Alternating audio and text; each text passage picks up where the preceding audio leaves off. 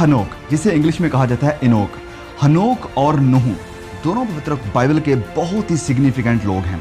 दोनों को हर बाइबल को पढ़ने वाला विश्वासी अच्छी तरह से जानता है। हनोक को जाना जाता है कि उसने मृत्यु को नहीं देखा और जिंदा उसे आसमान पर उठा लिया गया था। और दूसरा नूह के बारे में शायद कोई ही ऐसा इंसान होगा जो बाइबल पढ़ने वाला है और नहीं जानता है, कोई भी नहीं होगा। तो नूह को इसलिए जाना जाता है कि उसने एक बहुत बड़ी कश्ती को बनाया था जब पूरी दुनिया में एक बाढ़ आई थी, फ्लड आया था। तो आज इस वीडियो में हम इन दोनों की जिंदगियों से सीखने वाले हैं कि कैसे वह परमेश्वर के साथ साथ चलते थे और आज हम उनके जीवन से क्या आत्मिक मैसेज ले सकते हैं। तो इस वीडियो को बहुत ही ध्यान से देखिए, ये एक बहुत ही आत्मिक और सामर्थ्य से भरी हुई वीडियो होने वाली है आप सबके लिए। तो चलिए इस वीडियो को शुरू करते हैं।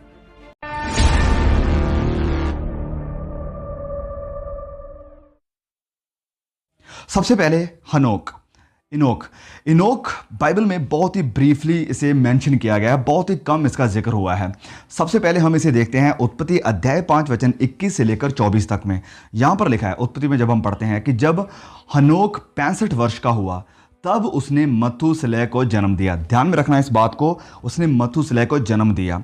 मथूसलह के जन्म के पश्चात हनोक 300 वर्ष तक परमेश्वर के साथ साथ चलता रहा और उसके और भी बेटे बेटियां उत्पन्न हुईं। इस प्रकार हनोक की कुल आयु 365 वर्ष की थी। हनोक परमेश्वर के साथ साथ चलता रहा, फिर वह लोप हो गया क्योंकि परमेश्वर ने उसे उठा लिया। तो उसके एक बेटे का नाम दिया गया यहाँ पर और वो है मथूसलह। मथूसलह का मतलब था कि इसकी मृत्यु के पश्चात यानी बाद में एक बाढ़ आएगी, एक फ्लड आएगा। तो एक ये पहला जिक्र है जब हम बाइबल में पढ़ते हैं अनोक के बारे में। दूसरा इसका जिक्र हमें देखने को मिलता है नए नियम में, इब्रानियों की किताब उसके 11 अध्याय वचन 5 में, जहाँ पर जिक्र हुआ है हीरोज ऑफ फेथ यानी विश्वास के नायकों का। तो उन्हीं में से एक जिक्र हुआ है इसका यानी अनोक का। तो हनोक के बारे में यहाँ पर बहुत ही सिग्निफिकेंट लिखा हुआ है। लिखा है इब्रानियों अध्याय 11 वचन 5 में कि विश्वास ही से हनोक उठा लिया गया कि मृत्यु को ना देखे और उसका पता नहीं मिला क्योंकि परमेश्वर ने उसे उठा लिया था और उसके उठाए जाने से पहले उसकी ये गवाही थी, सुनिए इस बात को, उसकी ये गवाही थी कि उसने परमेश्वर को प्रसन्न किया है। तो ये दो जिक्र हैं हनोक के बारे में जब हम पूरी बाइबल में देखते हैं। तो जब हम उत्पत्ति 5 में पढ़ते हैं, जिस वचन को हमने पढ़ा था सबसे पहले, तो जब हम इस 5 में पढ़ते हैं तो इस बात को सुनिए, इस बात को जो है और तब वह मर गया, इस बात को हम अध्याय 5 में, उत्पत्ति के अध्याय 5 में 8 बार पढ़ते हैं। फिर इसी अध्याय के बीच में हम एक ऐसे इंसान के बारे में पढ़ते हैं जो मरा ही नहीं और वह हनोक था। मृत्यु के बीच में वह एक अकेला था जिसे परमेश्वर ने उठा लिया और वह परमेश्वर के साथ साथ चलता था और परमेश्वर ने उसे जीवित ही आसमान में यानी स्वर्ग में उठा लिया था। तो मृत्यु के बीच में यानी जब मौतें हो रही थी, तो ये पुनरुत्थान यानी रेजरेक्शन की एक तस्वीर है। हनोक एक ऐसा व्यक्ति था जो पुनरुत्थान की सामर्थ्य में अपनी जिंदगी गुजार के गया था। उसने मृत्यु पर विजय पाई और वह स्वर्ग में उठा लिया गया। आत्मिक मृत्यु के बीच में रह रही एक ऐसी गॉडली कलीसिया की यह तस्वीर है जिसने पुनरुत्थान की सामर्थ्य द्वारा जय पाई है, विजय पाई है, जीत पाई है और अंत के दिनों में स्वर्ग में उठा ली जाएगी। यह हो सकता है कि हनोक उसके पहले उसके जीवन के आरंभिक जो 65 सालों में परमेश्वर से दूर रहने वाला व्यक्ति रहा हो, हम नहीं जानते हैं। लेकिन 65 वर्ष की उम्र में उसको एक बेटा हुआ है जिसका जिक्र बाइबल में दिया गया है, जैसे हमने पढ़ लिया है। उसको एक बेटा हुआ है, he got a baby boy, और उसने परमेश्वर के रेवलेशन के द्वारा उसका नाम मथूसलह रखा। और मथूसलह का अर्थ है कि उसकी मृत्यु के बाद जल प्रलय आएगी। यह दर्शाता है कि जब हनोक के पुत्र का जन्म हुआ तब परमेश्वर ने उसे एक प्रकाशन, उसे एक रेवलेशन दिया। परमेश्वर ने हनोक को बताया कि जब उसके बेटे की मृत्यु होगी तब संसार का जल प्रलय द्वारा न्याय किया जाएगा। और जल प्रलय द्वारा न्याय का ये प्रकाशन नूह से पहले, हम सोचते हैं कि शायद नूह को प्रिय प्रकाशन मिला था, नहीं, नूह से पहले हनोक के पास आया था, इसलिए उसने उसका नाम मथूसलह रखा। पवित्र बाइबल में जब परमेश्वर किसी को कहते थे नाम रखने के लिए, तो उसके नाम के साथ साथ एक मैसेज होता था, एक मीनिंग होता था उस नाम के पीछे ही। फॉर एग्जाम्पल, याकूब का नाम इज़राइल रखा गया।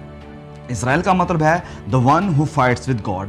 उसके बाद सैमुअल नाम रखा गया, जिसका मतलब था कि गॉड हर्ड, परमेश्वर ने सुना। क्या सुना? जब सैमुअल की माता रो रो कर के बेटे को मांग रही थी, तो परमेश्वर ने उसकी दुआओं को सुना और उसे एक बेटा दिया, और उस बेटे का नाम रखा सैमुअल, जिसका मतलब था कि परमेश्वर ने सुना। उसके बाद बहुत से ऐसे नाम हैं, लेकिन मैं कुछ बता रहा हूँ आपको एग्जाम्पल देने के लिए। तो परमेश्वर ने एनोक को अपने बेटे का नाम मथुसेलह रखने के लिए कहा।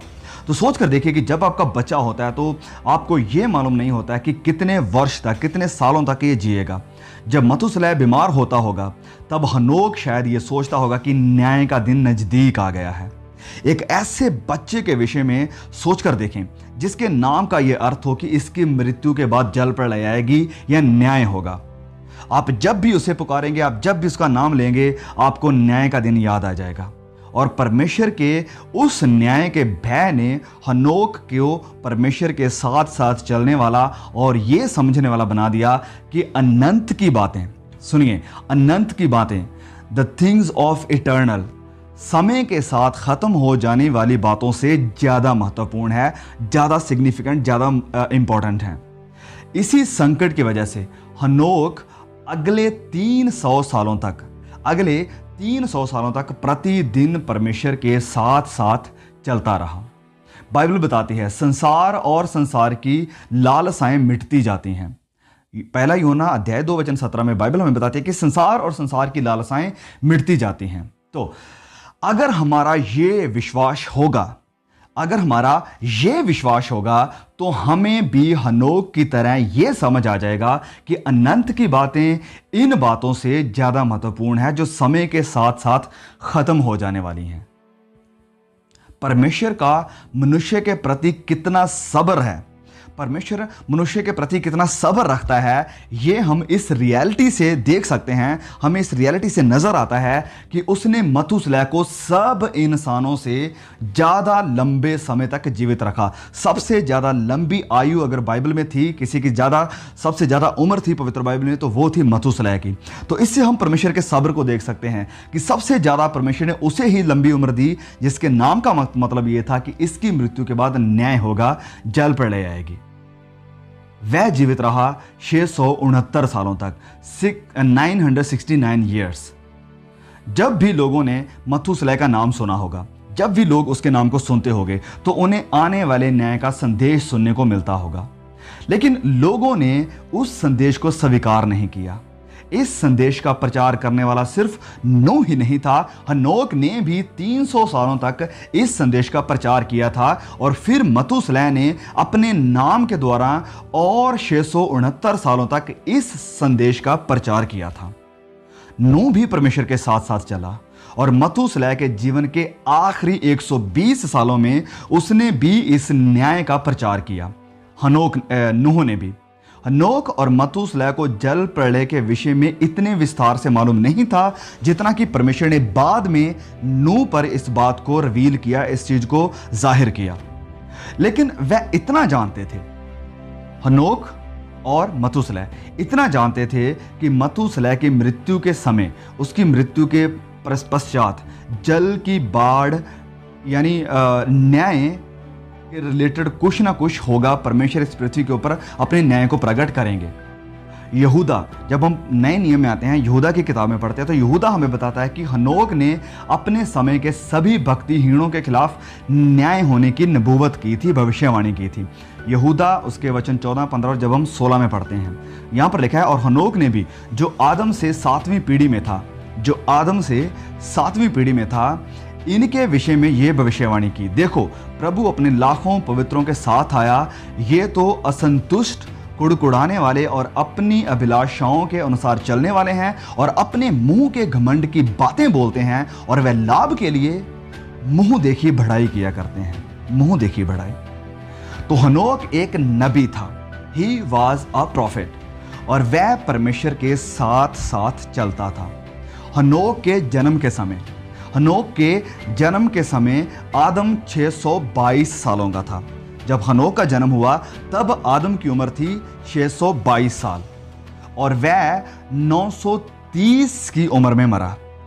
जब आदम 930 सालों का हुआ तब उसकी मृत्यु हुई। आप इसे पढ़ सकते हैं उत्पत्ति अध्याय 5 वचन 5 से लेकर 23 तक में। तो इस तरह हनोक 308 सालों तक हम से सोच सकते हैं, देख सकते हैं कि हनोक 308 सालों तक आदम के टच में था। वह आदम के संपर्क में था 308 सालों तक। और मैं ये कल्पना कर सकता हूं कि हनोक ने अक्सर आदम से उस समय के विषय में पूछा होगा कि जब आदम खुद अदन में खुदा के साथ साथ चलता था और हनोक भी परमेश्वर के साथ साथ चलने की बड़ी इच्छा रखता होगा। उसके अंदर ये इच्छा होगी कि मैं भी खुदा के साथ ऐसे ही चलना चाहता हूं। तो हनोक एक ऐसा पहला इंसान हुआ जिसने ये साबित कर दिखाया, सुनिए, जिसने ये साबित कर दिखाया कि अदन की वाटिका से, अदन से बाहर भी कोई इंसान खुदा के साथ साथ चल सकता है। पाप के जगत में आ जाने के बाद भी, पाप के इस पृथ्वी में, इस दुनिया में आ जाने के बाद भी इंसान खुदा के साथ साथ चल सकता था। और ये जो नूह था, नूह मथुसलह का पोता था। सुनिए, नूह मथुसलह का पोता था और नूह 600 सालों तक मथुसलह के साथ रहा। 600 सालों तक मथुसलह के साथ रहा। उसने मथुसलह से अक्सर ये पूछा होगा, नूह ने मथुसलह से अक्सर ये पूछा होगा कि हनोक खुदा के साथ साथ कैसे चलता था। तो नूह के दिल में भी, नूह के अंदर भी परमेश्वर के साथ साथ चलने की एक इच्छा पैदा हुई होगी। उत्पत्ति अध्याय 6 वचन 9 में हम पढ़ते हैं कि नूह भी परमेश्वर के साथ साथ चलता था। उत्पत्ति अध्याय 6 वचन 9 में कि नूह भी खुदा के साथ साथ चलता था। जो दो लोग पवित्र शास्त्र में परमेश्वर के साथ साथ चले, यानी हनोक और नूह, परमेश्वर ने पाप के विरुद्ध न्याय का सत्य, न्याय की सच्चाई उन दोनों के ऊपर प्रकट की। और हनोक और नूह ने विश्वास योग्य रहते हुए, वफादार रहते हुए उस सच्चाई का प्रचार भी किया, लगातार इस सच्चाई का प्रचार किया। हालांकि किसी ने भी उनकी बातों को नहीं माना, किसी ने भी उनकी बात को नहीं माना। तब से अब तक परमेश्वर का हर एक सच्चा नबी उसी संदेश का प्रचार करता रहा है। परमेश्वर विश्वासियों और अविश्वासियों के पाप के लिए उनका न्याय करेगा, उनकी कयामत होगी। तो हम भी क्या परमेश्वर के साथ चल सकते हैं? Yes of course. इन बुरे दिनों में, इन मुश्किल समयों में जिसमें हम रह रहे हैं, जब परमेश्वर नीचे पृथ्वी के ऊपर देखता है, जब वह नीचे दुनिया के ऊपर अपनी नजर लगाता है, तो उसे वो घमंड के साथ, ईगो के साथ भरे हुए लोग नजर आते हैं, जो प्यार करते हैं अभिलाषाओं से, जो प्यार करते हैं अपने स्वार्थ से, जो प्यार करते हैं हर बुरी चीजों से, जो परमेश्वर को बैर रखने वाले लोग हैं, जिनका जिक्र हम पढ़ते हैं 2 तिमोथियुस अध्याय 3 वचन 1 से लेकर 5 तक में। तो आप सोच कर देखिए कि परमेश्वर को इन्हें देखकर कितना दुख होता होगा और परमेश्वर कितने खुश होते होंगे, परमेश्वर को कितना आनंद आता होगा जब वह देखता होगा अपने वफादार लोगों को, जब वह देखता होगा आप जैसे परमेश्वर के वफादार लोगों को, जो उसकी इच्छा के अनुसार उसके साथ साथ चलते हैं। जो जैसे कि लिखा गया है फिलिपियों अध्याय 2 वचन 15 में, सुनिए, ताकि तुम निर्दोष और निष्कपट होकर टेढ़े और विकृत लोगों के बीच परमेश्वर के निष्कलंक संतान बने रहो, परमेश्वर की निष्कलंक संतान बने रहो, जिनके बीच में तुम जीवन का वचन लिए हुए जगत में जलते दीपकों के समान दिखाई देते हो। तो परमेश्वर आपको देखकर कितना खुश होता होगा, जो लोग परमेश्वर के निष्कलंक संतान बने हुए हैं, जो लोग इस जगत में एक दीप के समान, एक दिए के समान जल रहे हैं। इस बुरे वक्त में, इस बुरी दुनिया के बीच में हम भी ऐसी गवाही हासिल कर सकते हैं कि वह परमेश्वर के साथ साथ चला, कि उसने परमेश्वर को प्रसन्न किया। और हम ऐसा कर सकते हैं अपनी अभिलाषाओं को त्याग कर, अपनी जो लस्ट हैं उन्हें ख़त्म करके, अपनी जो इच्छाएं हैं उन्हें मारकर, और परमेश्वर की इच्छा को पूरी करके, परमेश्वर के प्यार के साथ उसकी आज्ञाओं को मानकर, और हम कुलुस्सियों 3 में जैसे लिखा है कि वो लोग बनकर कि जिनका मन, जिनका ध्यान ऊपर स्वर्गीय वस्तुओं के ऊपर है, ना कि पृथ्वी की नाश हो रही वस्तुओं के ऊपर है। तो क्या हम परमेश्वर को ऑनर दे सकते हैं? क्या हम परमेश्वर को प्रसन्न कर सकते हैं? यस, हम कर सकते हैं अगर हम उसकी इच्छा के अनुसार जीते हैं। तो हम ऐसा कर कैसे सकते हैं? तो ऐसा हम कर सकते हैं परमेश्वर के साथ हर दिन प्रतिदिन उसके वचनों के अनुसार चलकर। इसका मतलब है कि हम लगातार अपने आप को उसके वचनों में समा देंगे, अपने आप को उसके वचनों में लेकर जाएंगे, उसके वचनों को डेली पढ़ेंगे, सुबह या शाम जब भी हमें वक्त मिलेगा हम उसके वचनों की गहराई को जानेंगे। सिर्फ फॉर्मेलिटी उससे हम पढ़ेंगे नहीं कि यस मैंने वचन पढ़ लिया, नहीं, हम वचनों को पढ़ेंगे, उनके ऊपर मेडिटेट करेंगे, उन्हें समझेंगे कि परमेश्वर मेरे साथ क्या बात करनी चाह रहा है, परमेश्वर का आज मेरे लिए क्या संदेश है। तो परमेश्वर ही अकेली वो शख्सियत है जिसकी तरफ अगर हम मुड़ें, जिसके ऊपर हम अपने दिलासे के लिए, हिम्मत के लिए, उम्मीद के लिए, सामर्थ्य के लिए अपनी आंखें उठा सकते हैं, लगा सकते हैं। और जब हम ऐसा करते हैं तो हम परमेश्वर के साथ चलेंगे। भजन संहिता उसके 18 वचन 2 में लिखा है कि यहोवा मेरी चट्टान, मेरा गढ़, मेरा छुड़ाने वाला है। जब हमारा ये विश्वास हो जाएगा, जब हम अपने दिल से ये कहने लग जाएंगे, इस भजन की तरह, जब जैसे दाऊद लिख रहा है, जब हम ये कहने लग जाएंगे, सुनिए, कि यहोवा मेरी चट्टान, मेरा गढ़, मेरा छुड़ाने वाला है, मेरा वो परमेश्वर है, मेरी वो चट्टान है जिसका मैं शरणागत हूं, वह मेरी ढाल है, वह मेरा उद्धार है, वह मेरे उद्धार का सींग है, वह मेरा ऊंचा गढ़ है। जब ये हमारे मन से निकलने लगेगा तो इसका मतलब है कि हम परमेश्वर के साथ साथ चलना हमने शुरू कर दिया है, हमने परमेश्वर को प्रसन्न करना शुरू कर दिया है। तो हमें लगातार पवित्र बाइबल को अपना आधार बनाना है। अगर हम पवित्र बाइबल को अपना आधार बनाएंगे अपने परमेश्वर को खुश करने का, अपने परमेश्वर की इच्छाओं पर चलने का, तो हम उसके साथ चलेंगे, उसे प्रसन्न करेंगे और दिन प्रतिदिन हमारी ये जो वॉक है परमेश्वर के साथ, हमारा परमेश्वर के साथ चलना दिन प्रतिदिन बेहतर होता जाएगा, ये बेटर होता जाएगा। तो फिर परमेश्वर भी चाहे वो हमारी जिंदगी के अंत में हो या जब वह हमें लेने के लिए दोबारा आएंगे, वह हमें उसके साथ चलते हुए देखकर अपने पास बुलाएंगे और उसके आराम में बुलाएंगे। अगर हम वफादार हैं, अगर हम फेथफुल हैं, अगर हम परमेश्वर के साथ चल रहे हैं हर एक हमारी जिंदगी के प्रतिदिन में, तो हम हमेशा जैसे नूह और जैसे हनोक परमेश्वर की उपस्थिति में सदा के लिए चले गए, वैसे हम भी उसके साथ सदा के आनंद में, सदा के आराम में प्रवेश करेंगे। May God bless you all. Please share the message.